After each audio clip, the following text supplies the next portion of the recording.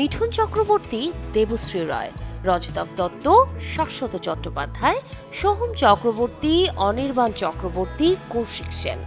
পশ্চিমবঙ্গের এমন এক ঝাঁক তারকার ছবি শাস্ত্রী। জ্যোতিষ আর বিজ্ঞান মুখোমুখি হয়েছে শাস্ত্রী ছবির গল্পে।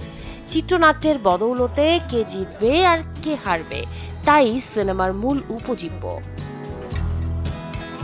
দেবারতী মুখোপাধ্যায়ের ছোট গল্প অবলম্বনে শাস্ত্রী নির্মাণ করেছেন পরিচালক পথিকৃত বসু। জ্যোতিষ কি সত্যিই ভাগ্য ফেরাতে পারে?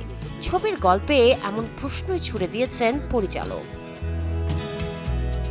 গল্পে দেখানো হয়েছে মিঠুন চক্রবর্তী একজন আগাগোড়ায় জ্যোতিষে বিশ্বাসী, তবে জ্যোতিষ নামের ভণ্ডদের কাছে পদে পদে ঠকে একসময় নিজেই হয়ে ওঠেন নামকরা জ্যোতিষ।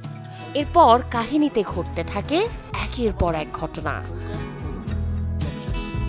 ছবিতে স্বামী স্ত্রীর চরিত্রে অভিনয় করেছেন মিঠুন চক্রবর্তী ও দেবশ্রী রায়। শাস্ত্রী দিয়েই 16 বছর পর পরপর্দায় একসাথে হাজির হবেন দুজনে। সিনেমায় সোহম শুধু অভিনয় করেননি, আছেন সহ-প্রযোজক হিসেবেও। দুর্গাপূজা উপলক্ষে 8 অক্টোবর বড় পর্দায় মুক্তি পাবে শাস্ত্রী। Desk report, channel 24।